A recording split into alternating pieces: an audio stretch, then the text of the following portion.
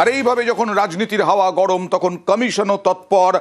আবার কমিশনের গুরুত্বপূর্ণ একটি বৈঠক হতে চলেছে, বিভিন্ন আধিকারিকদের নিয়ে বৈঠক, এবং সেই বৈঠকে কি হবে, কোন কোন আধিকারিক থাকবেন, কথা বলবো। সরাসরি চলে যাব প্রতিনিধি সোমরাজের কাছে। সোমরাজ,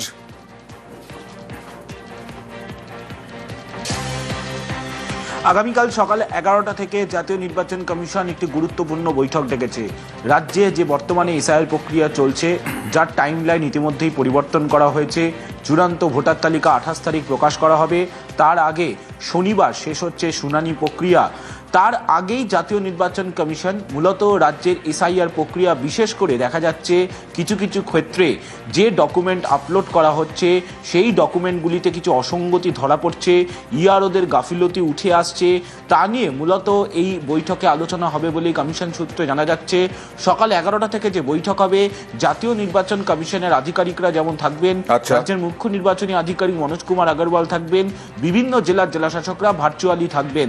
এসআইআর নিয়ে আলোচনা করার পাশাপাশি রাজ্যের বিধানসভা ভোটের প্রস্তুতি নিয়ে বিভিন্ন জেলাগুলি থেকে রিপোর্ট নেওয়ায় জাতীয় নির্বাচন কমিশন বলে কমিশন সূত্রে আমরা জানতে পারছি। বিশেষ করে ইভিএম এর ফার্স্ট লেভেল চেকিং থেকে শুরু করে বিভিন্ন জেলার আইন শৃঙ্খলা বিষয় নিয়েও রিপোর্ট নেওয়া হবে জেলা শাসকদের থেকে বলে কমিশন সূত্রে জানা যাচ্ছে। আগামীকাল সকাল 11টা থেকে যে বৈঠক হবে, সেই বৈঠকে যেটা গুরুত্বপূর্ণ বিষয়ে দাঁড়াবে তা হচ্ছে জেলা ধরে ধরে এসআইআর নিয়ে রিপোর্ট নেওয়া। ওকে, থ্যাংক ইউ। 8 দফা 7 দফা ভোট ছাড়া তো পশ্চিমবঙ্গে হয় না, এবার কি পশ্চিমবঙ্গে 4 দফায় ভোট, এরকমটাই জানা যাচ্ছে, যে একটা ইঙ্গিত পাওয়া যাচ্ছে মুখ্য নির্বাচনী আধিকারিকের সঙ্গে বৈঠকে। দেখুন, বিধানসভা ভোট কবে হবে, কত দফায় হবে, এ নিয়ে নানা জল্পনা। এরই মাঝে মঙ্গলবার নির্বাচন কমিশনের শীর্ষ কর্তাদের সঙ্গে বৈঠক করেন পশ্চিমবঙ্গের মুখ্য নির্বাচনী আধিকারিক। সেখানেই কমিশনের ইঙ্গিত, পশ্চিমবঙ্গের সর্বোচ্চ 4 দফায় হতে পারে বিধানসভা ভোট। জানা গিয়েছে 1 দফায় ভোট করানোর কথা বলেন সিইও, সেটা সম্ভব নয় বলে জানিয়ে দেন কমিশনের শীর্ষ কর্তারা। তাঁদের ইঙ্গিত সর্বোচ্চ 4 দফায় ভোট হতে পারে। 28শে ফেব্রুয়ারি চূড়ান্ত ভোটার তালিকা প্রকাশ করবে কমিশন। পরের দিন 1 মার্চ রাজ্যে আসার কথা নির্বাচন কমিশনের শীর্ষ অফিসারদের।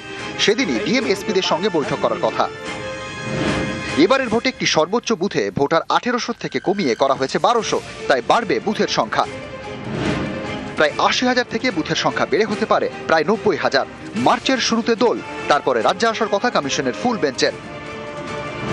মার্চের দ্বিতীয় সপ্তাহে ভোটের দিন ঘোষণা করতে পারে নির্বাচন কমিশন। কমিশন চায় এপ্রিলে ভোট করাতে এবং এপ্রিলেই ফল ঘোষণা করতে। 2021 সালে বিধানসভা ভোট হয়েছিল 8 দফায়, 26-এ কি 4 দফায়? 6, 7 বা 8 দফায় নয়, রাজ্যে বিধানসভা ভোট সর্বোচ্চ 4 দফায় হবে, তেমনটাই ইঙ্গিত জাতীয় নির্বাচন কমিশনের থেকে পেয়েছেন রাজ্যের মুখ্য নির্বাচনী আধিকারিক বলেই কমিশন সূত্রে খবর। অন্তত সর্বোচ্চ 4 দফা, অর্থাৎ সেক্ষেত্রে রাজ্যে বিধানসভা ভোট 2 দফা বা 3 দফাতেও হতে পারে, তেমনটাই সম্ভাবনা রয়েছে বলেই কমিশন সূত্রে খবর। ক্যামেরায় সুমন বোসের সঙ্গে সোমরাজ বন্দ্যোপাধ্যায়, নিউজ 18 বাংলা, কলকাতা।